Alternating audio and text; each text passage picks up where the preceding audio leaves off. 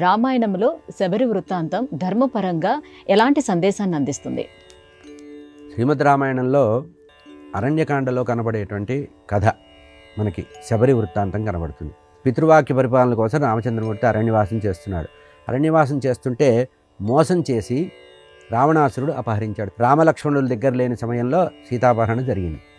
ఆ సీతాన్వేషణ చేస్తూ చేస్తూ ఆ నిరంతర వేదనతో ఋషులందరి దగ్గరికి వెళ్ళి తిరుగుతూ చివరికి పంపా తీరంలోకి వెళ్ళాడు. అక్కడ శబరి అనేటువంటి ఒక మహాయోగిని దర్శించాడు. ఈ శబరి గొప్పతనం ఏంటంటే, సాధారణంగా మనం ఎప్పుడైనా జీవితంలో విజయం వచ్చింది, ఫలితం మన చేతికి వచ్చేస్తే ఆ ఫలితాన్ని ఆస్వాదించాలి, అనుభవించాలని ఎదురు చూస్తూ ఉంటాం.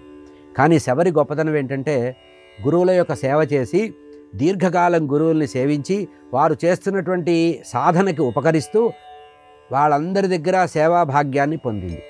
అయితే తన గురువులు బ్రహ్మలోకానికి వెళ్ళిపోవాలనుకుంటారు. మోక్ష మార్గానికి వెళుతూ సత్యలోకంలో బ్రహ్మగారి దగ్గరికి వెళ్ళిపోయి పరమపదం పొందుదామని నిర్ణయించుకుంటున్నప్పుడు ఈ శిష్యురాలైనటువంటి శబరి కూడా పాపం ప్రయత్నం చేస్తుంది. గురుగారు, నేను కూడా మీ వెంట వస్తాను అని, నన్ను కూడా తీసుకెళ్ళండి, మళ్ళీ జన్మ లేకుండా ఉండాలి, నేను చేసిన సాధన ఫలించాలని శబరి కోరిందిట. అప్పుడు గురువుగారు అన్నారు, అమ్మా, త్వరలో దశరథ మహారాజు యొక్క కుమారుడైనటువంటి రామచంద్రమూర్తి తమ్ముడైనటువంటి లక్ష్మణస్వామిని వెంట తీసుకొని వస్తారు. వారు వచ్చే వరకు ఈ ఆశ్రమానికి వస్తే అతిథి సేవ చేయడానికి ఎవరూ లేకపోతే కష్టమవుతుంది. వారు వచ్చి రామలక్ష్మణులు ఇద్దరూ ఇక్కడ సేద తీరి నువ్వు ఇచ్చినటువంటి ఆతిథ్యాన్ని తీసుకున్న తర్వాత అప్పుడు తిరిగి రమ్మంటారు.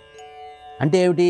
తాను ఫలితాన్ని పొందడానికి యోగ్యత సంపాదించినప్పటికి కూడా ఆ యోగ్యతని ఆగిపోయి గురుకటాక్షము, గురువు ఆదేశాన్ని గమనించి ఏ గురువు వల్ల తనకి జ్ఞానము, వైరాగ్యము, మోక్షానికి యోగ్యత వచ్చిందో ఆ మోక్షానికి మూల కారణం ఏంటంటే గురువు యొక్క వచనాన్ని తిరస్కరించకుండా ఆగిపోయింది.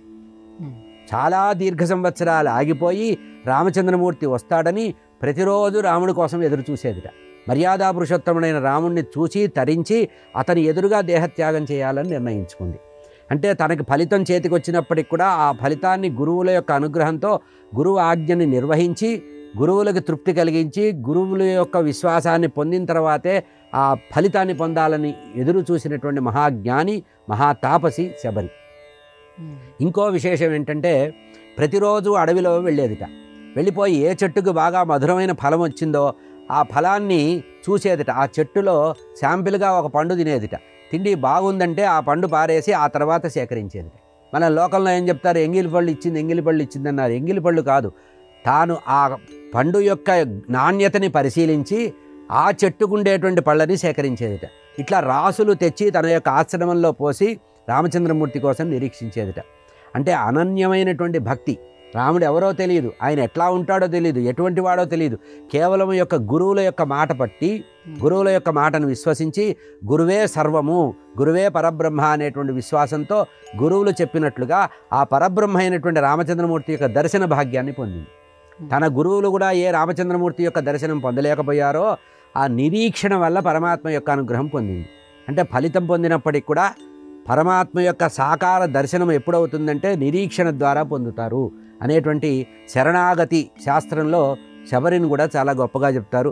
అటువంటి స్వామికి ఆ అమ్మవారు రామచంద్రమూర్తికి, లక్ష్మణస్వామికి పాద ప్రక్షాళన చేసి ఆ ఆశ్రమం యొక్క గొప్పతనం చెప్తూ తన గొప్పతనం చెప్పుకోలే.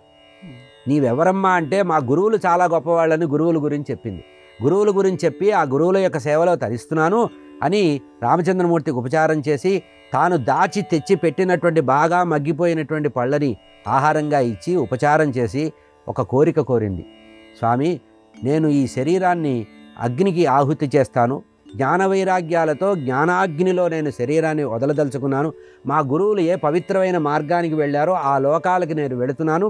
నేను శరీరాన్ని వదిలి ఊర్ధ్వలోకాలకు వెళ్ళేటప్పుడు నిన్ను చూస్తూ వెళ్ళాలని కోరిక ఉంది, ఈ కోరిక తీర్చమని పరమ తాపసి అయినటువంటి ఆ శబరి పరమాత్మని, రామచంద్రమూర్తిని చూస్తూ యోగాగ్నిని సంకల్పించుకొని ఆ అగ్నిలో ఆహుతి అయి అక్కడి నుంచి దివ్యమైనటువంటి యవ్వన శరీరాన్ని పొంది అప్పటికి చాలా వేల సంవత్సరాలు వయస్సు కలిగినటువంటి మహావృద్ధురాలైనటువంటి తాపసి అయినటువంటి ఆ శబరి చివరికి ఊర్ధ్వలోకాలకి వెళ్ళింది. అంటే ఈ కథ ద్వారా మనం తెలుసుకోవాల్సింది ఏంటంటే, రామాయణంలో ఇంతేకాదు రామచంద్రమూర్తికి భవిష్యత్తును కూడా చెప్పింది. పరబ్రహ్మకు కూడా భవిష్యత్తు చెప్పగలిగినటువంటి దార్శనికత్వం ఆమెలో ఉంది.